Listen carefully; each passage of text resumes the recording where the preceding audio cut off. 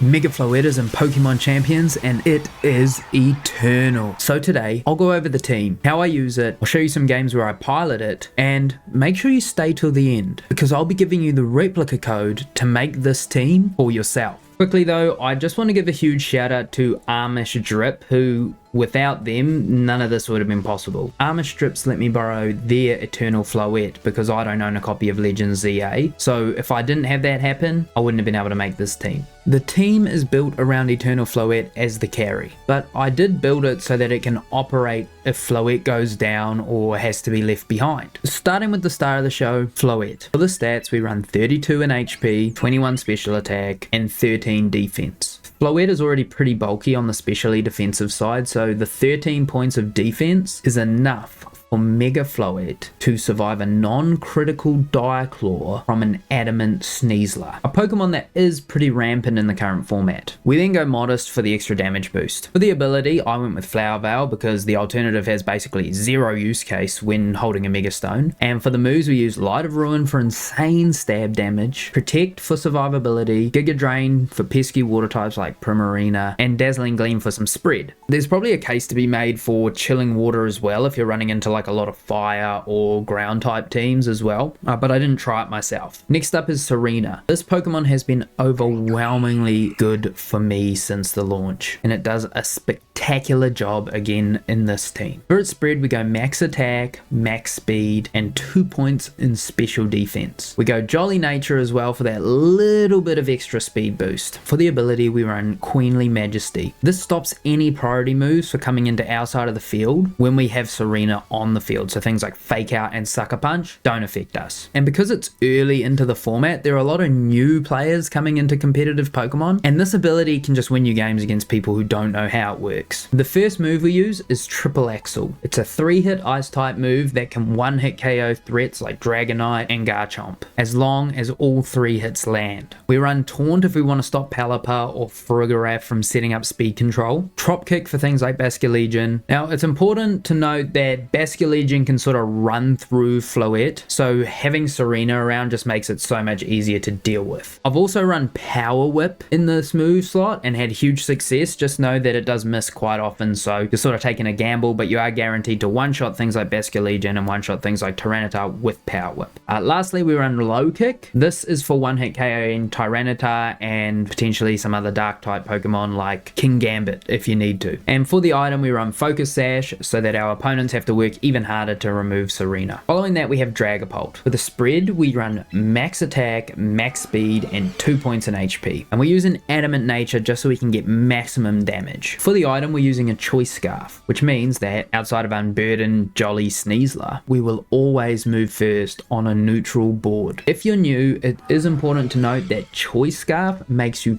faster, but means you can only use the first move you select in combat, so choose wisely. For the ability, we run Clear Body so that Incineroar and Arcanine can't reduce our damage output with Intimidate. The first move is Dragon Darts. This hits both Pokemon once, deals pretty good damage, and will double target a single Pokemon if the other is immune or using Protect. It's just a really good move. Phantom Force is a 2-turn move, basically a ghost type version of the move Fly, which on the second turn deals its damage, but in this case it actually bypasses Protect as well. Good for dealing with things like Gengar and dealing big damage to Fairy types if you need to. Next is U-turn. This is for repositioning on the turn we bring back Dragapult into the battlefield, just in case we're in an unfavorable position from the get-go. And lastly is Psychic Fangs. This is strictly used for breaking Aurora Veil, but it will one-shot Sneasler as well if you manage to get it into that slot. The next two Pokemon I run in the majority of my teams because not having them is sort of putting you at a disadvantage. First is Incineroar. For the spread, we use max HP, 23 defense, 8 special defense, 1 speed, and 1 attack with an Impish Nature. This gives us incredible bulk and allows us to outspeed a min-speed Incineroar for Fake Out pressure. For the item, we run Citrus Berry because it just keeps us on the field for longer, and the more time Incineroar can stick around being annoying, the better. For the ability, we run Intimidate, and for moves, we use Flare Bits for dealing with Steel, Grass, and Ice types, Fake Out for control, Parting Shot for pivoting, and then I run Thief because I like stealing my opponent's items is, but I think Darkest Lariat is probably a better damage as it just deals huge damage and helps you deal with some other threats that otherwise you have a hard time with. Following this up is Sneasler. For the spread, I'm running 2 HP, 32 attack, and 32 speed with a jolly nature. Most Sneaslers run Adamant, boosting their attack stat. So by running jolly, we can generally have fake out pressure no matter the opponent. For the ability, we run Unburden, so that once we use our item, we become the fastest Pokemon in the game, even outspeeding our own Dragapult with Choice Scarf. The item is White Herb, so that once our stats do get dropped, we use it to cleanse and reset them back to normal, while also proccing Unburden. For moves, we use Diaclaw for dealing with Fairy and Grass types. It one-shots Meganium, it'll one-shot most Floettes who aren't defensive. Fake Out for control, U-turn for pivoting, but this slot can also be like Upper Hand or Protect. I just like being able to reset Fake Out easier. And lastly is Close Combat. This is like our bread and butter. It deals insane damage, one-shots Tyranitar, one-shots Incineroar, and also activates our White Herb so that we get the Unburden boost any turn after that. Last on the team is Milotic. This Pokemon is quickly becoming a staple in any of the teams that I build. When I'm looking for a water type, that's the first Pokemon I go for. It's bulky, deals decent damage, controls speed, and survives for ages. For the spread, we run 23 HP, 19 defense, and 23 special defense with a bold nature, boosting our defense even higher. You could run a specially defensive nature too if you want to survive things like Meganium or Archeludon just a little bit better. For the item, I run Leftovers. This makes it so hard for our opponent to remove Milotic, and it just sits there dealing damage and applying pressure. For the ability, we use Competitive. This gives us a +2 boost to our special attack if our opponent lowers our stats. If the opponent is going to lead Incineroar, feel free to lead Milotic for a free special attack boost early on. For moves, we run Protect for survivability, Cover for sustain, Icy Wind for speed control, and dealing some decent damage into Dragonite and Garchomp too, and then Muddy Water for some spread stab damage, and this is good into like fire types or just any neutral matchup. You can run Ice Beam instead of Icy Wind if you want to do more damage and don't care for speed control, and that'll really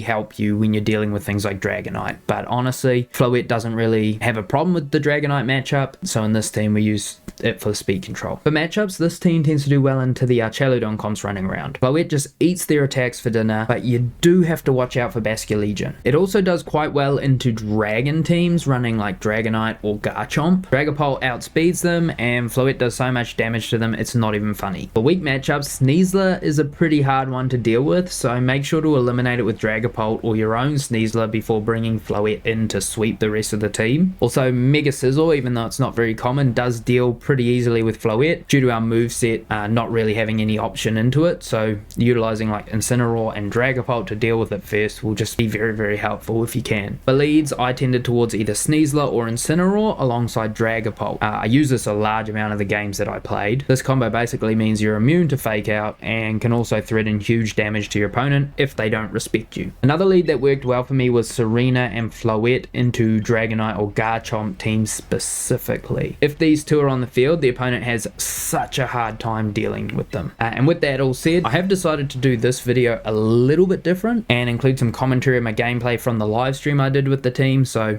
I hope that's enjoyable and you might get to understand my decision making process a little bit better by watching through these games. Enjoy the video, and future me will see you at the end. Tyranitar and Alakazam. It's pretty good for us.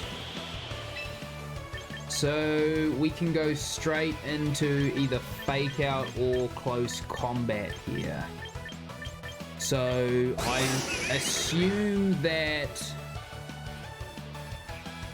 Alakazam's gonna go for like a one-shot or something.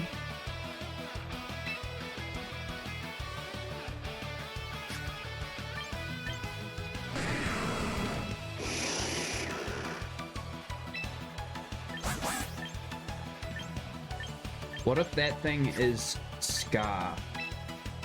I mean, Focus Sash. Okay, I'm just going to go for that, and I'm going to go for a Dazzling Gleam as well, because I should survive an attack. Oh, wait a minute. Intimidate. That gives me the Unburdened speed boost, which is actually pretty good for me. We get the Mega Evolution here. We're going to eliminate the Crocodile as well. Now we might just be trading Sneasler for Alakazam, which is fine, because we've just eliminated Crocodile. And he'll probably just use that Psychic or something. Maybe we should have gone for a single target attack there.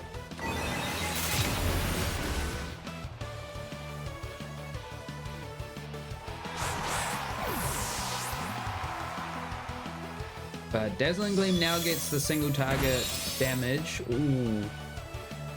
That's a lot of damage.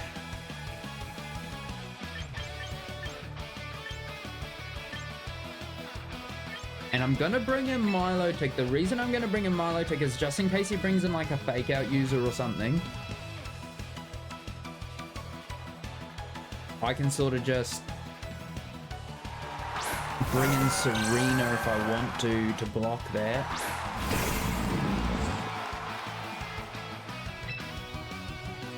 So I don't really see how he stops this play.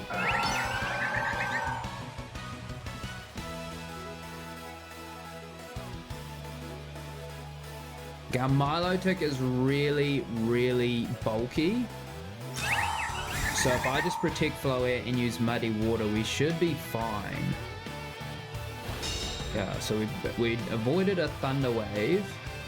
We're getting Thunder Punched. That's absolutely a-okay. Muddy Water connects into both, which is great. Does huge damage on Golurk. KO's the Alakazam, which is exactly what we want. Hit by the Sandstorm, of course. Leftovers heals us up.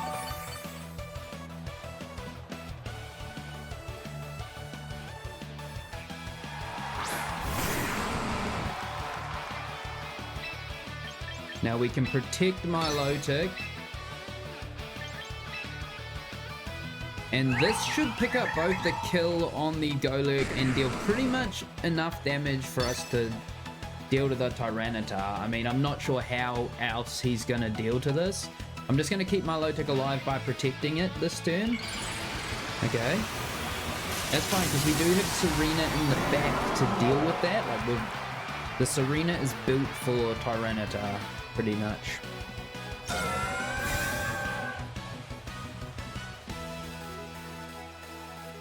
Okay, and we've got defense on this thing. The 100 defense coming in clutch. There's the Dazzling Gleam. The Focus Band kept it alive.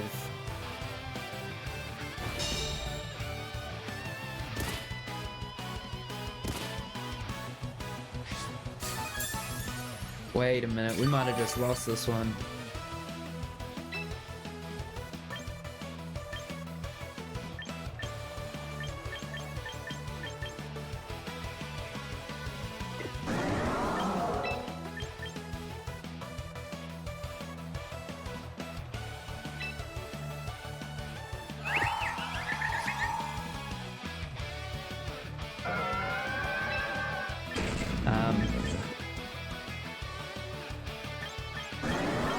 How do we come back into this now?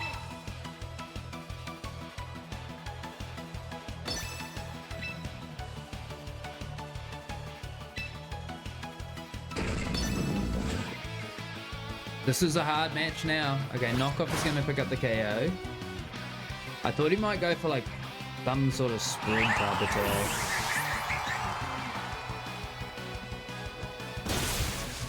That also picks up the KO.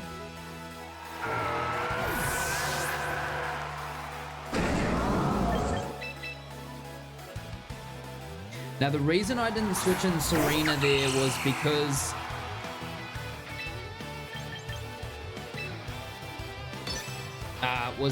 I was worried that we would get buffeted by the Sandstorm, losing our Focus Sash, and the Focus Sash could win us the fight.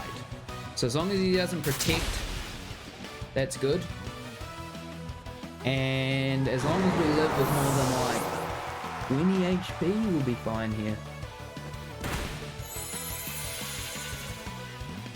Okay.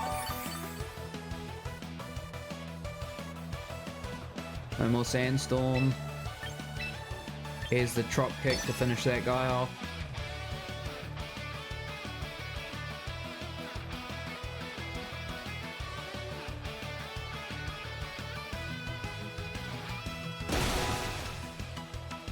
Yeah, so we got the win. It was pretty convincing, but at the start at least it was convincing, but we kind of got eaten up in the second half.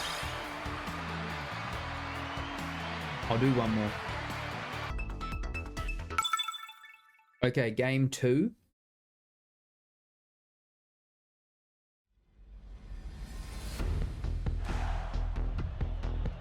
We are facing off against Earthworm.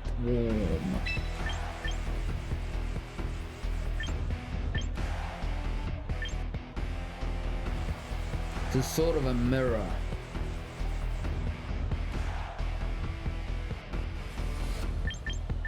Now our Sneasler deals to his...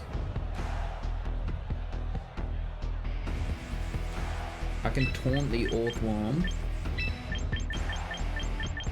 What do I want? Do I want Dragapult or do I want Milotic into that?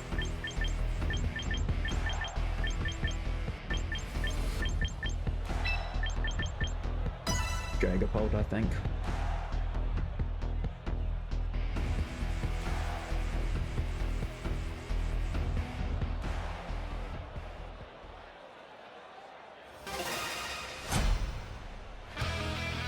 He's on a 3-win streak with this Floette team. Rotom and Earthworm. Yeah, because he's up playing like, he's playing the Wolfie version, right? Where he uses Shed Skin.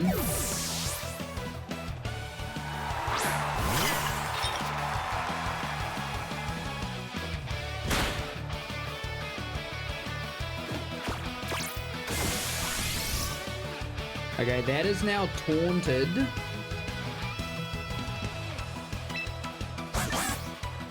And we can probably KO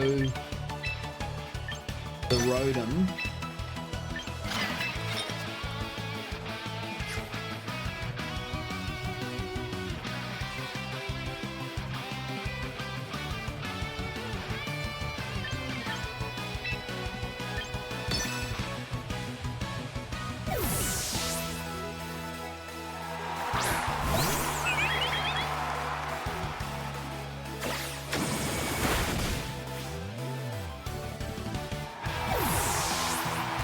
I don't know if that was the right move.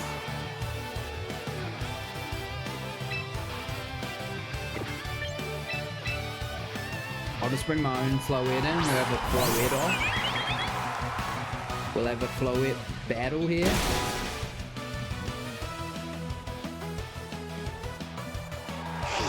So now we know all 4 of his Pokemon.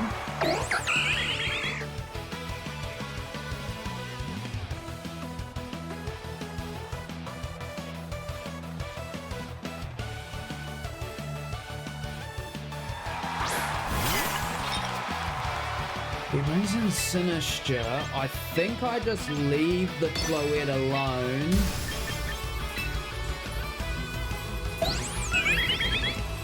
And I try and take out the other slot, right? He's faster than I am, which means he's built his Floette fully offensively. Because mine has like no speed investment at all.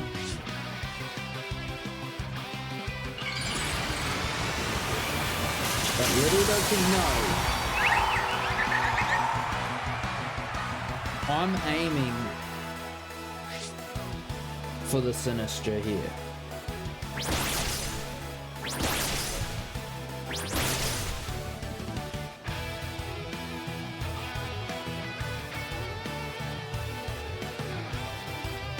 Calm mind. That is a shame because I have got a dire core coming in big from my sneeze lesson, and that will guaranteed kill that thing.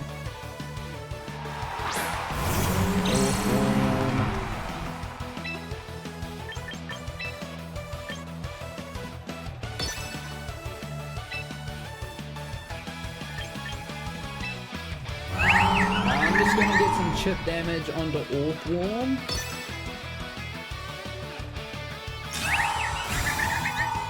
There's no way he uses 2 pound mines, right?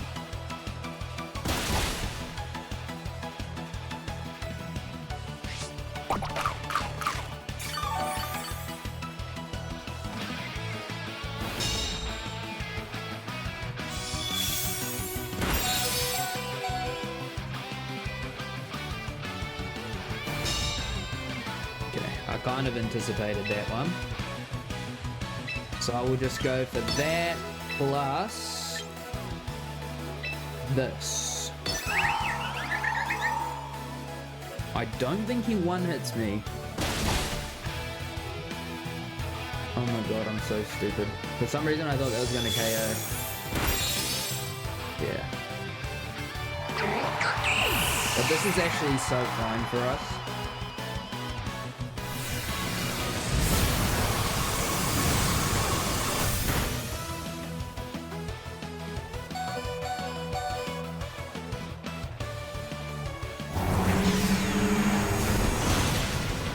So we lose both. I should have just gone for Dazzling Gleam there. I actually misplayed that, but I do still have 2 Pokemon extra lives, so.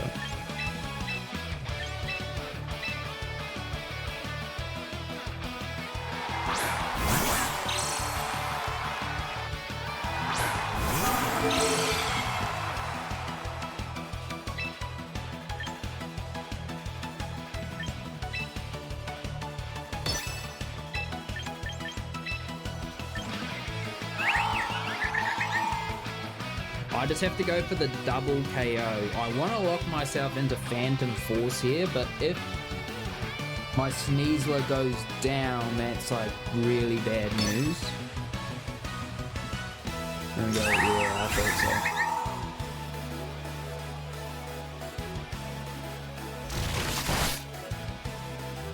so. Okay, so that was the right play. But the crit wouldn't have mattered. Wouldn't have mattered.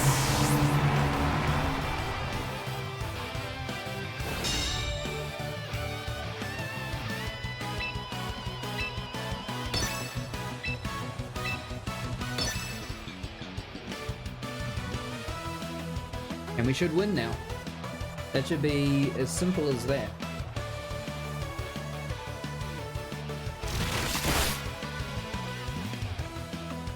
As easy as you like. Now those crits obviously didn't matter. And that's it, boys. That's it, guys. Thanks for watching.